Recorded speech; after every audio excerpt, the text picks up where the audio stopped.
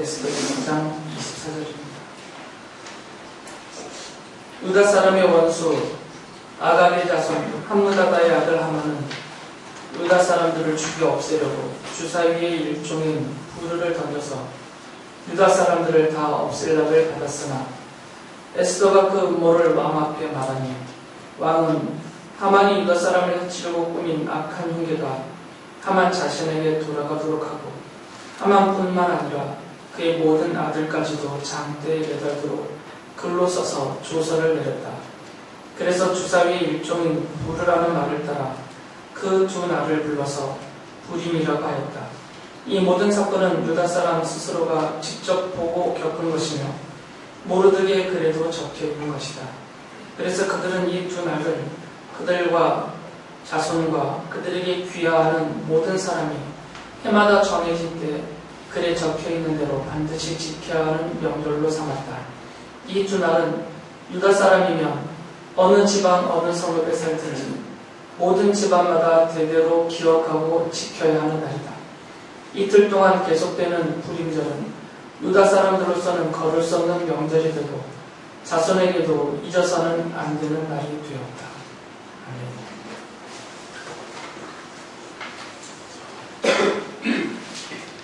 지금 성경의 역사적인 시기로 치면 포로기와 또 복음서가 기록되기 시작한 신약시대가 시작되기 중간에 그 중간기 시대에 대한 그런 기록들을 살펴보고 있습니다. 그래서 역대기, 또 에스라, 느헤미야, 그리고 오늘은 에스더기를 좀 볼 텐데요. 오늘은 에스더기의 전반적인 내용을 먼저 말씀을 드리려고 합니다. 에스더기를 여러분들이 많이 읽어서 내용을 다 알고 계시면 제 설교가 훨씬 짧아지거든요. 내용 설명을 안 해도 되니까. 물론 읽으신 분도 계시고 사건을 잘 아시는 분도 계시지만 아직 읽어보지 못하신 분도 있고 또 에스더기에서 발생되어진 그런 사건들을 충분히 이해 못하시는 분들도 있기 때문에 먼저 그 배경을, 역사적인 배경과 에스더기에서 다루고 있는 사건을 간략하게 조금 정리를 해드리겠습니다. 에스더기 1장 1절을 보면 이 에스더기 전체에서 벌어지는 내용과 사건이 아하수에로 왕 때에 있은 일이다 라고 이렇게 과거형을 써요. 그러니까 이미 아하수에로 왕의 통치기간을 지났다 그 말이죠. 그리고 또 이 에스더기 전체 내용을 살펴보면 바빌로니아를 무너뜨린 페르시아가 헬라의 알렉산더에 의하여서 주전 330년에 멸망을 하거든요. 근데 에스더기의 내용을 보면 페르시아의 멸망과 관계된 그냥 암시조차도 나오지 않습니다. 그러니까 이 에스더기의 기록 연대를 대략 추측을 해보면 아하수에로 왕이 죽은 다음에 그리고 주전 330년에 헬라의 알렉산드리아에서 페르시아가 멸망하기 전에 요 중간쯤에 기록이 된 것이다. 요 중간쯤이라고 그러면 포로로 끌려갔던 이스라엘 사람들이 70년 후에 바빌로니아 땅에서 예루살렘으로 돌아와서 예루살렘 성과 성전을 재건하고 또 율법을 준수하는 유대교 신앙을 강화하면서 막 회복이 되고 있었던 그 정도의 시기에 그들을 향하여서 1차적으로는 포로에서 귀환해 온 다시 회복기를 맞고 있는 그 유다 사람들을 향하여서 읽으라고 그리고 더 멀리는 우리를 향해서까지 읽도록 하나님이 주신 하나님의 말씀이라는 것을 알 수가 있어요. 시기적인 배경은 그렇습니다. 그리고 내용을 보면 이 에스더기는 처음부터 끝까지 불임절에 대한 설명을 해요. 에스더기는 1장부터 10장까지 내용 전부가 다 이 불임절과 관계된 내용입니다. 에스더 이야기도 모르드게 이야기도 또 하만의 이야기도 이런 모든 것들은 다 불임절을 설명하는 이야기인데요. 특히 에스더기의 그 마지막 부분인 9장 20절부터 32절에 보면 이 에스더기의 내용은 바로 이 불임절에 대한 설명이고, 그래서 이 불임절은 이스라엘 백성들이 대대로, 자손 대대로 반드시 지켜야 되는 명절이다라는 것을 분명하게 명시하고 그것을 알려주려는 그런 목적으로, 의도로 에스더기를 썼다라는 것을 알 수가 있습니다. 그래서 지금 유대인들은 지금도 불임절을 지켜요. 지금도, 현재까지도.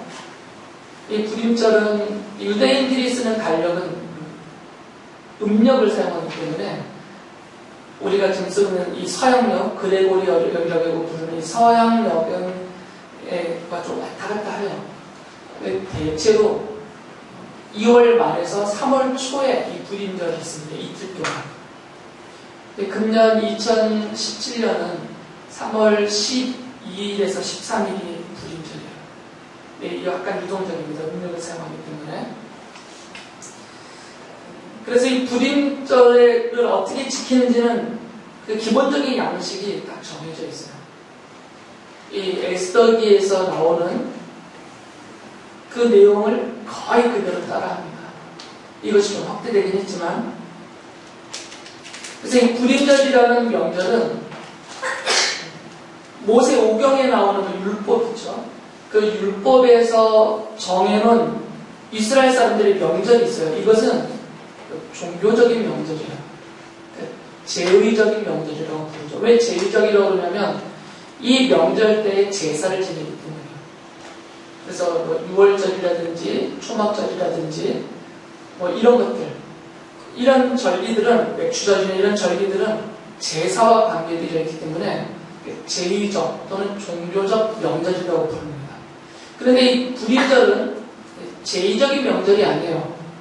이것은 일반적인, 좀 상대적으로 이렇게 비교를 한다면 조금 더 세속적인, 일반적인 그런 잔치의 날입니다. 그래서 이 불임절은 좀 자유롭습니다. 그래서 유대인들이 1년 동안 지키는 명절 중에 제일 마음 편하게, 마음껏 유쾌하게 지킬 수 있는 그런 명절이에요. 그래서 이 불임절이 되면, 다시 내용은 설명해 드리겠지만, 에스더가 이 불임절 전에 금식을 했기 때문에 에스더의 금식과 유다민족들의 금식을 기억하기 위해서 불임절 하루 전날은 금식을 합니다. 먼저.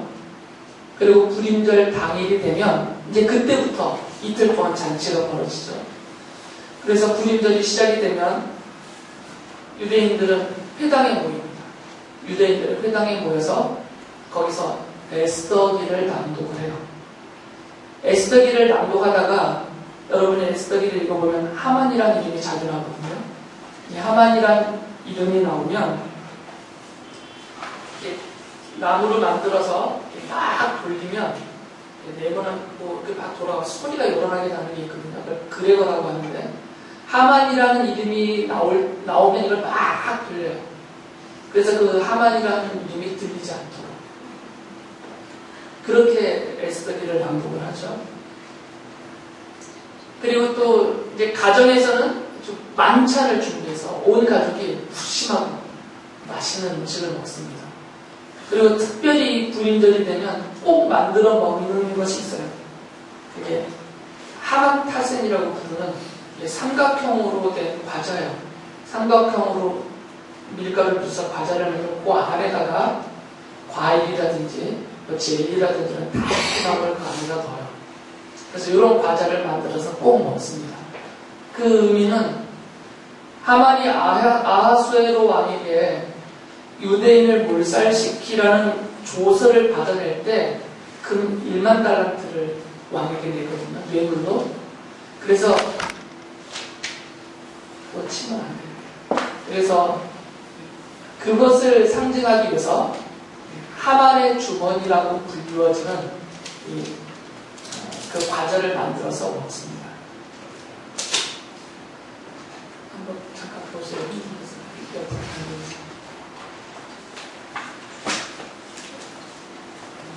그리고 이때는 술 취하는 게 허락이 되는 날이에요. 술 취하는 것이. 그래서 취하도록 포도주를 마실 수 있는 그런 날입니다. 그래서 탈무드에 보면 유대인들이 이제 생활 양식을 설명해주는 탈무드라는 책에 보면 이 불임절 날은 원래 이제 사람들이 이렇게 막 가장 행렬하면서 서로 축복의 말을 하면서 소리치는 말이 있어요. 모르드게에게는 축복을, 하만에게는 저주를, 이런 말을 하게 돼 있거든요. 근데 이게 너무 이게 필름이 끊길 정도로 술이 취하면 이 말이 막 뒤섞일 수가 있잖아요. 그러니까 모르드게에게 축복을 해야 되는데 모르드게에게 저주를, 이렇게 말할 수 있다는 걸 실수로 하만에게 저주를 해야 되는데 하만에게 축복을, 이렇게 술 취하면 횡설수설해서 말이 뒤바뀔 수도 있으니까 탈무드에서는 이날만큼은 이렇게 말이 뒤바뀔 정도로 술이 취해도 괜찮다라고 허용을 해줘요. 마음껏 마시고 마음껏 놀고 마음껏 즐기는 날입니다. 그래서 이웃들에게 음식이나 선물을 만들어서 서로서로 전달을 해요. 그리고 또 가난한 사람들을 위해서는 자선을 베풉니다. 그리고 이제 시가 행진을 하죠. 특히 이제 모르드게나 또 에스더 등장을 하면서 사람들이 가장 행렬을 해요. 온갖 종류의 색을 칠하고 가장을 해가지고. 그러니까 이틀 동안 정말 크게 잔치를 벌려서 즐겁게 보내는 날이 불임절이에요. 이건 지금도 그렇게 지키고 있습니다. 지금도.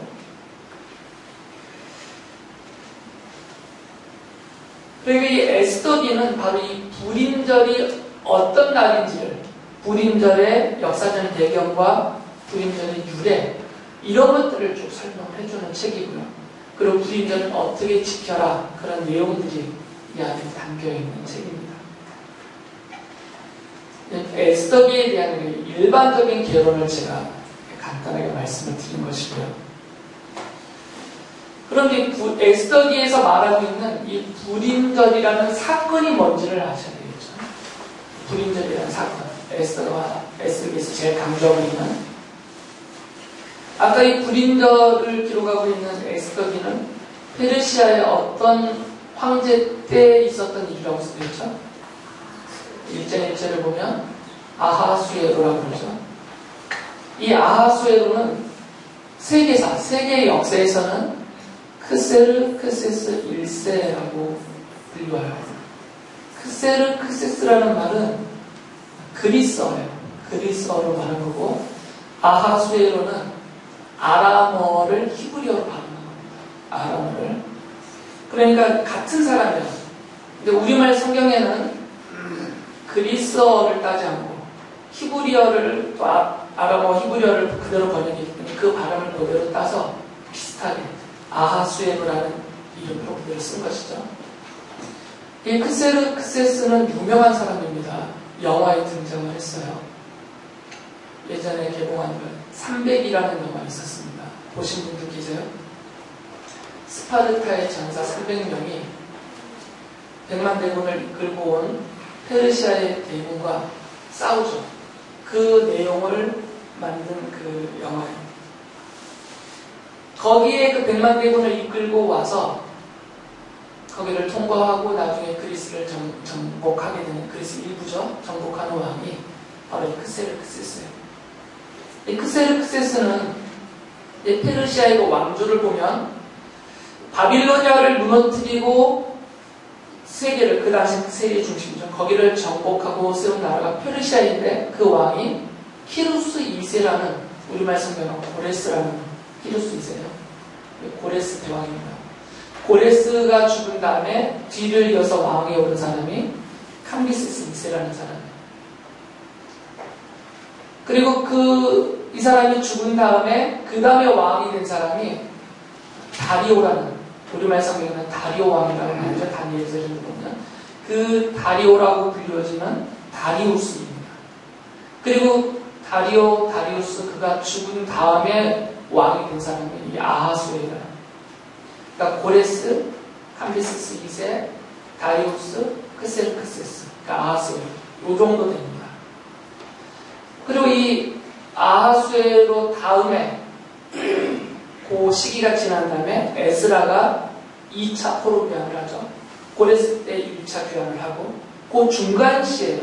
1차 포로 귀환과 스룹바벨이 유다 사람들을 데리고 고레스의 조서를 따라서 예루살렘으로 1차 귀환을 해서 성전을 재건하고 있어요.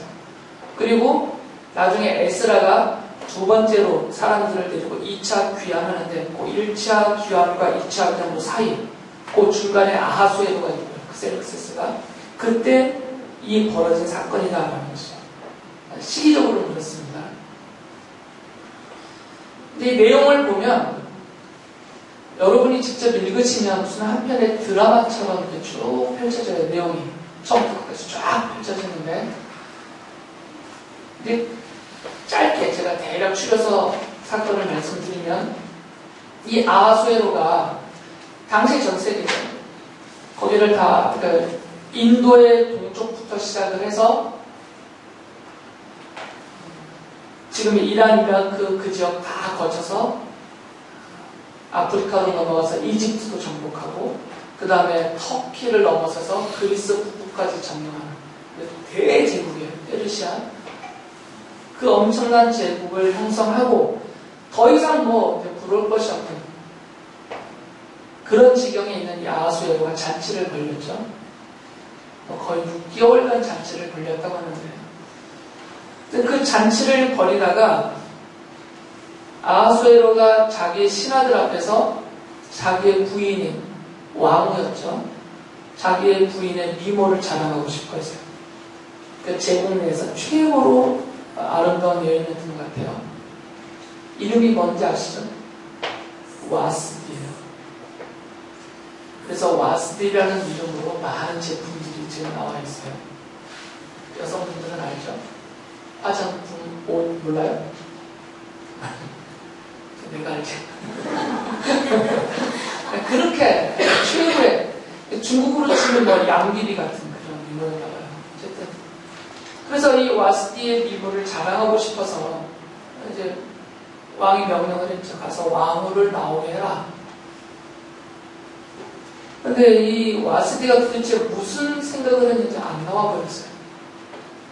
아무리 왕후여도 왕명을 거역할 수는 없습니다. 왕명을 거역하면 최고로 친다면 사형이고 아니면 뭐 감옥에 가야 되잖아요. 근데 도대체 이 와스디가 무슨 생각으로 무슨 배짱으로 안 나왔는지는 몰라요. 성경에 설명이 없으니까. 그래서 이것에 대해서 뭐 학자들이 많은 견해를 다뤄요. 그 중에 뭐 대표적인 친다면 와스디는 그 페르시아 제국의 아주 유력한 그런 귀족 집안의 딸이었고 그 와스디에게 쟁쟁한 배경이 있는 그런 여인이었기 때문에 그 신하들 앞에서 왕비가 나오면 거기서 무슨 모델도 아니고 그렇게 하찮게 여김받는 것을 원하지 않았다. 그 정도의 자존감이 높았던 여인이다. 그래서 거절했을 것이다. 이런 해석까지 돼요. 근데 어떤 얘기든 간에 그거는 다 가설이에요. 추측해서 하는 말이고 성경에는 그것에 대한 설명은 없어요. 그래서 알 수는 없습니다. 그러나 분명한 사실은 와스디가 그 자리에 나오지 않았기 때문에 왕이 와스디를 왕후의 자리에서 패해버려요. 쫓아내버리고 왕후가 쫓겨나고 빈 그 자리에 나중에 에스더가 왕후가 되거든요. 그리고 에스더가 왕후가 되어서 몰살당할 뻔한 유다 사람들을 구출해내는 주인공 역할을 하죠. 그러니까 이것을 놓고 보면 이런 성경적으로 이런 유추를 할 수 있어요.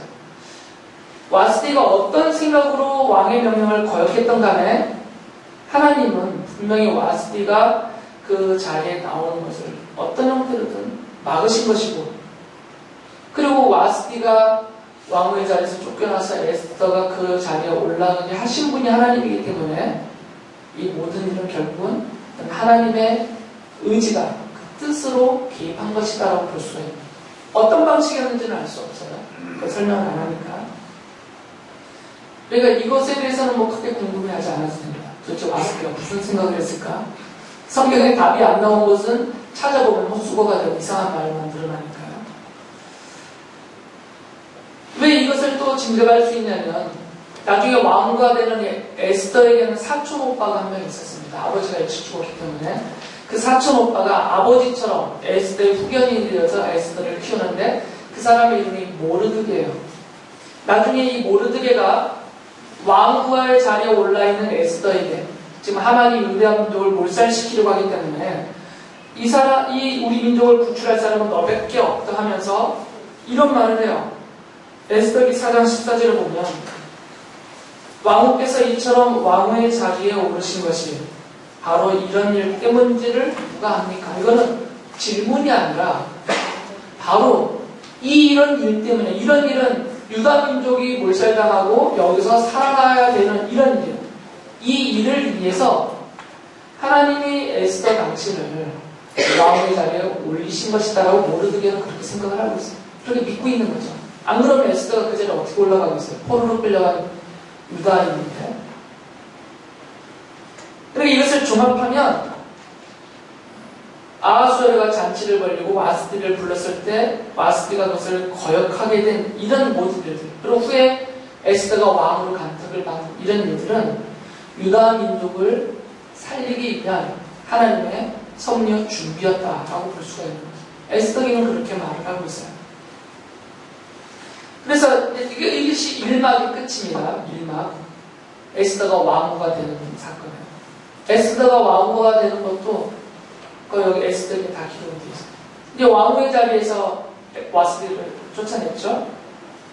쫓아내는 이유도 저기 써 있습니다. 아하수에로가 신하들을 그를 둘러싸고 있는 가장 충성된다라는 신하들 7명과 함께 회의를 했어요. 이 일을 어떻게 하면 좋겠냐. 왕후가 안 나왔으니까 왕이 체면이 안 쓰잖아요. 신하들 앞에서.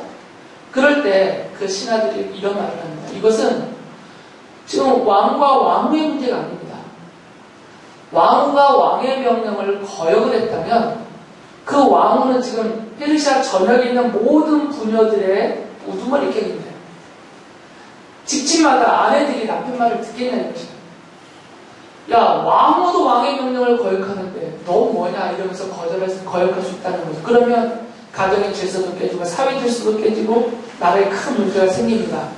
내버려두면 안 됩니다. 그래서 왕후를 해하라 해서 해한 것입니다. 왕후가 없어지니까 그 빈자리에 이제 왕후를 뽑아야 되잖아요. 그래서 페르시아 제국 전체에 미모를 갖춘 처녀들을 다 모았죠. 후보로. 근데 그 중에 에스더도 뽑혀갔어요. 에스더도 예뻤기 때문에. 그래서 이 왕후로 뽑고 다 모은 여인들이 이제 몇 개월 동안 막 시장을 합니다. 별의별 거 다 했겠죠. 요즘 우리 여성 동지들이 하는 거 다 했을 거예요, 그때도. 근데 에스더는 저는 그런 거 필요 없습니다고 안 해요. 요즘 말로 하면 쌩얼로 나가는 거예요, 쌩얼. 이제 한 명 후보들이 한 명 아하수에로 앞으로 나오면 아하수에로가 그 중에서 마음에 드는 처녀를 고르면 왕후가 되는 거죠. 다른 여인들이 온갖 시장을 다 하고 뭐 화장 입고 다 하고 최대한 예쁘게 해서 나가는데 그냥 에스더는 쌩얼로 나가요. 근데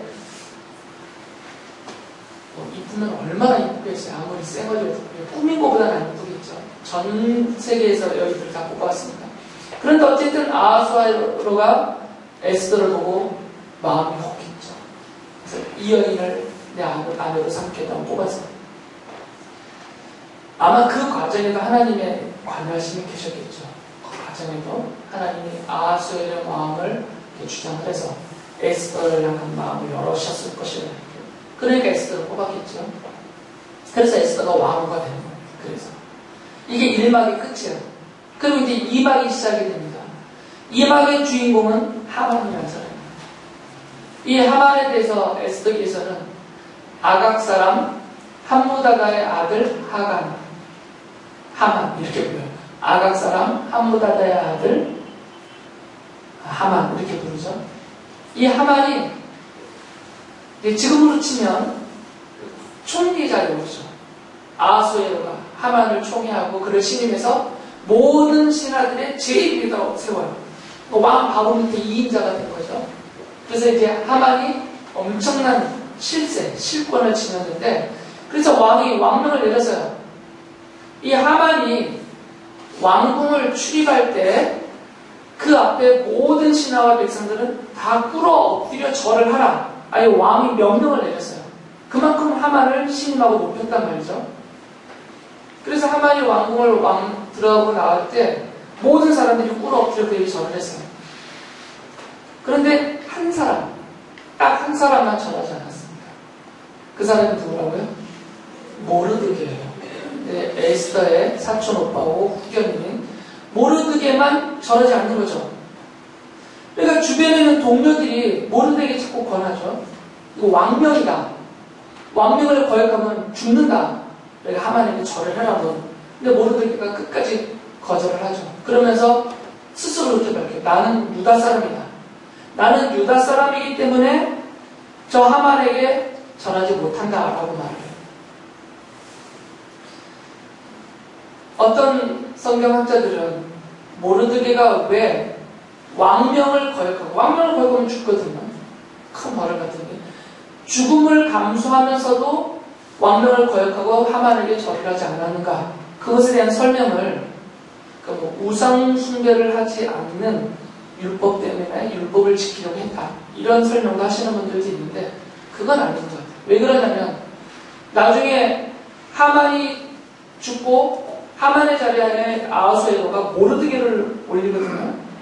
그리고 모르드게가 아하수에로와 아주 잘 지내요. 그리고 바벨론 포로기 동안 그 땅에 있었던 이 유다 사람들이 그들의 윗자리에 있는 사람들 앞에 다 굴복을 해요. 성경에도 그런 예는 많습니다. 다윗을 찾아온 신하들은 또는 다윗을 찾아온 이스라엘 사람들은 다윗 앞에 꿇어 엎드려 절을 해요. 근데 그것에 대해서 성경은 하나도 문제 삼지 않습니다. 만약에 그것이 우상 숭배고 성경이 금하는 사실이라면 다윗이 펄쩍 뛰었겠죠. 나한테 절하면 안 된다 하면서. 근데 다윗은 아무렇지도 않게 받아들이고요. 그런 기록이 여러 차례 있어요. 성경에 보면. 그러니까 십계명 율법에서 금하는 것은 어떤 신적인 존재를 인정하고 그 신적인 존재 앞에 엎드려 절하는 것은 금해요. 이게 우상 숭배니까. 그러나 사람 앞에 엎드려 절하는 것은 이 십계명을 위배하는 일은 아닙니다. 성경이 그렇게 다루진 않아요. 그럼 금지 명령도 없고, 그리고 이 포로기 상황에서는 아마 모르드게도 아하수에로 앞에 왕이니까 그 앞에 분명히 절을 했을 것이에요. 이런 건 전혀 문제가 안 돼요. 그러면 왜 모르드게가 하만에게 절하지 않았는가? 그 답은 한 가지밖에 추론할 수가 없습니다. 모르드게가 자신이 밝혔어요. 나는 유다 사람으로서 할 수 없다.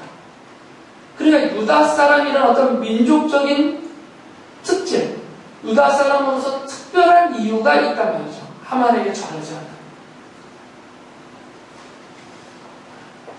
그래서 에스더기에는 그 하만에 대해서 아각 사람이라는 것을 강조해요. 아각 사람.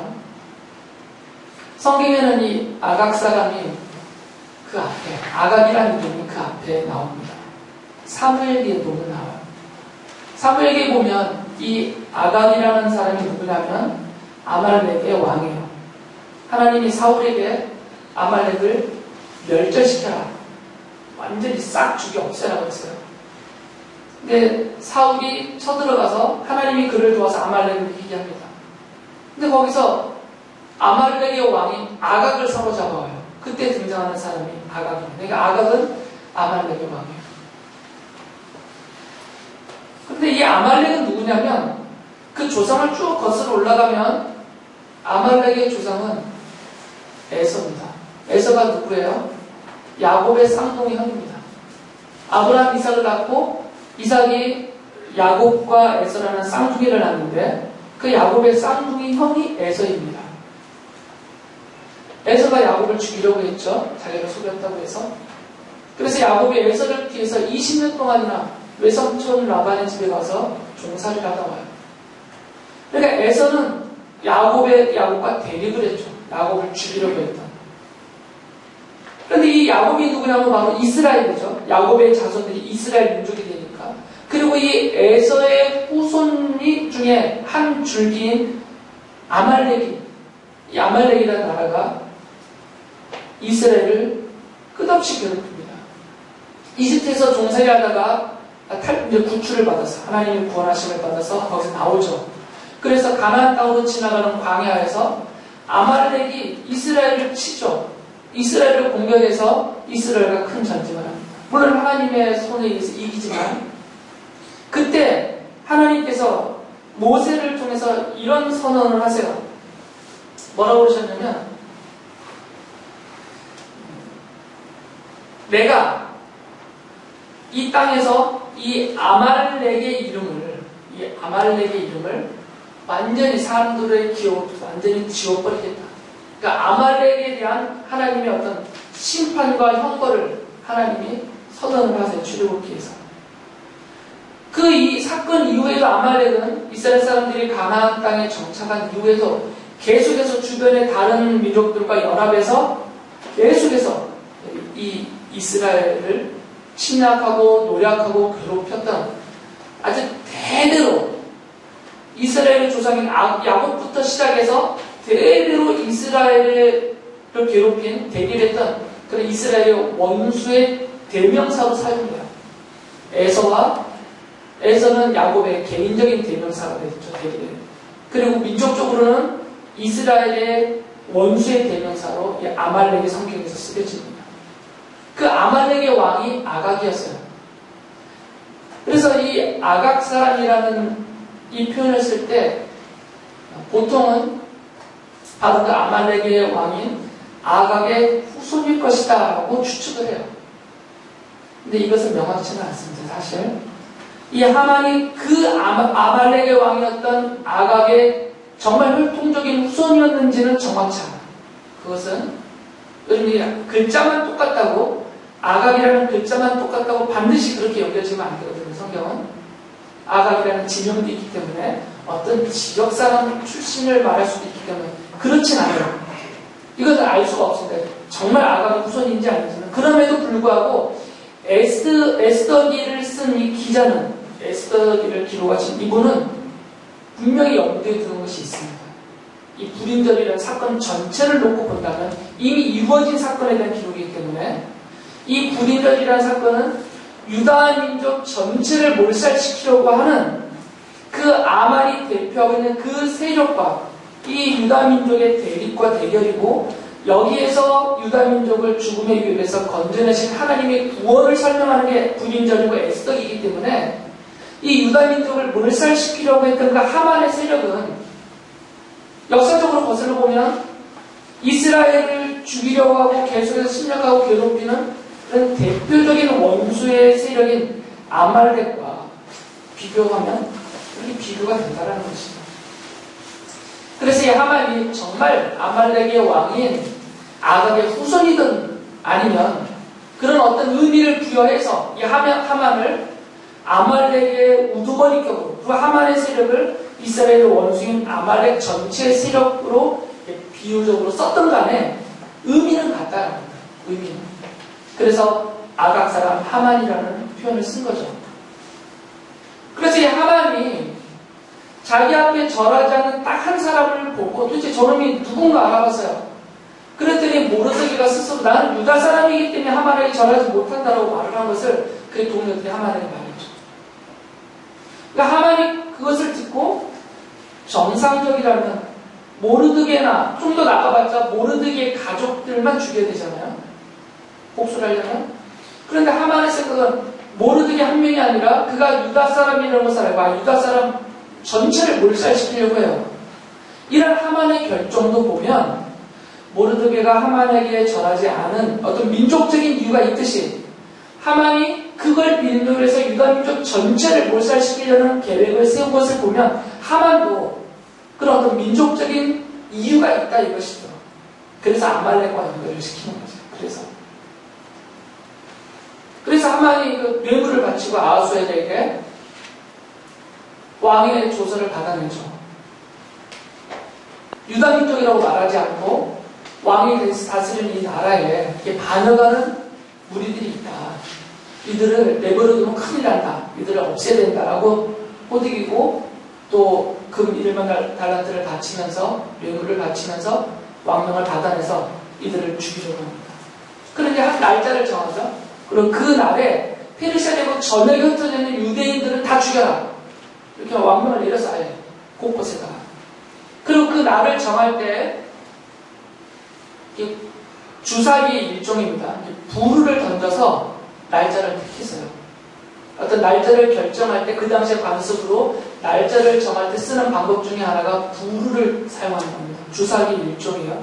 우리가 쓰는 육각형의 그런 주사위는 아닙니다. 그 당시에 주사위라고 불려주는 원래는 푸르라고 해요. 푸르. 근데 우리말 성경에 비슷하게 번역할 때 부르라고 번역했죠.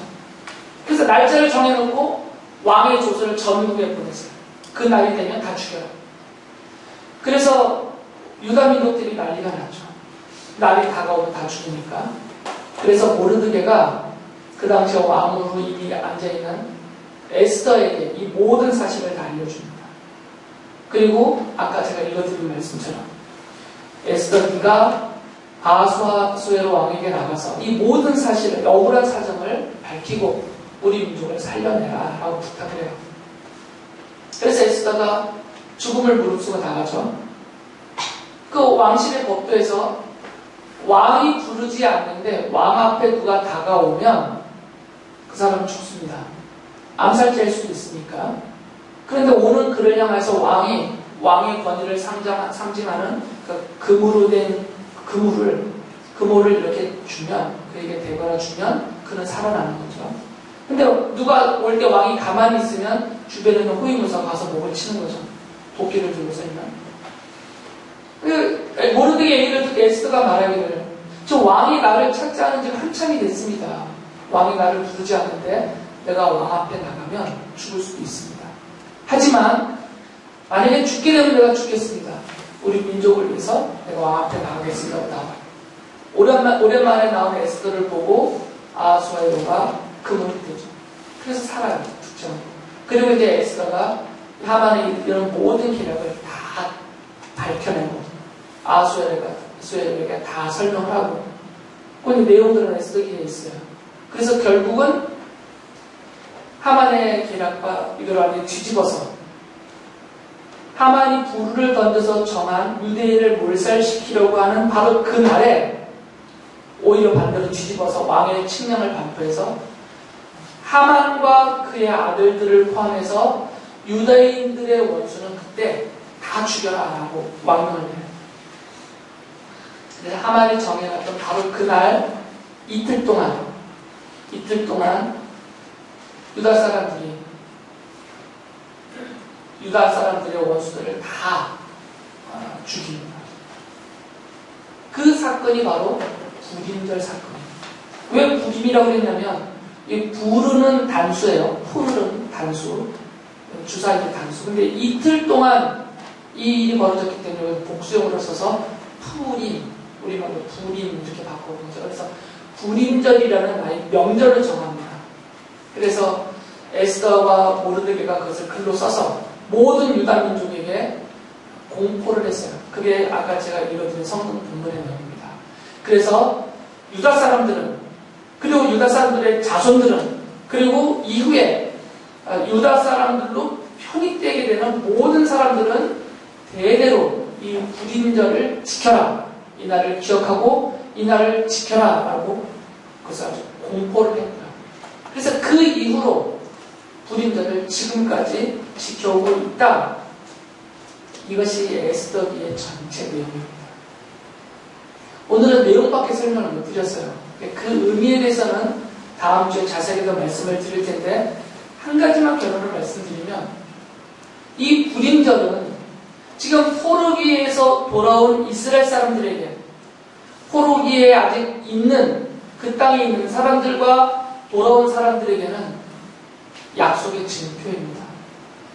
하나님이 우리를 70년 후에 돌아가게 해주겠다라는 하나님의 약속이 성취될 날, 그리고 포로에서 돌아와서 예루살렘 성전을 재건하고 하나님 앞에 그 제사가 회복되는 날, 그리고 하나님이 약속하신 다윗의 후손으로 오는 메시아가 다시 그 땅에 예루살렘 성전을 중심으로 한 그 땅에 다윗의 옛 나라를 영화롭게 회복하는 그날, 그 하나님의 약속하신 그날이 반드시 이루어진다라는 것을 이 불임절을 지키면서 매년 지키면서 그들은 믿었다는 거예요. 그래서 불임절은 이 하나님의 약속을 믿고 기다리는 사람들에게 그 하나님의 약속이, 이 구원의 약속이 반드시 이루어진다는 것을 확신시켜주는 보증이면서 증표의 역할을 하는 것이 바로 불임절이에요. 지금은 많이 변질됐지만 성경시대 사람들은 그런 믿음으로 이 불임절을 지켜온 것이죠. 우리들은 불임절을 지키지 않습니다. 왜 그러냐면 이 모든 것은 다 예수 그리스도를 가리키고 있는 언약의 표시이기 때문에 이미 그 실제신 예수님이 오셨기 때문에 우리는 불임절이 필요가 없어요. 그렇다 하더라도 이 에스더기를 읽으면서 여기서 이 불임절의 사건을 보면서 그리고 그 하나님의 백성의 대명사인 구약시대 대명사인 이스라엘 사람들을 그 죽음의 위협으로부터 지키시고 돌보시고 회복시켜 주시는 이 하나님의 구원의 약속과 구원의 섭리와 그 손길을 우리도 믿어야 된다는 것입니다. 그래서 우리에게 그 불임절은 그런 의미로 하나님의 언약과 약속의 증표의 역할을 하는 그런 명절입니다. 이스라엘을 돌보시고 살리신 하나님께서 여러분들도 내버려 두지 않습니다.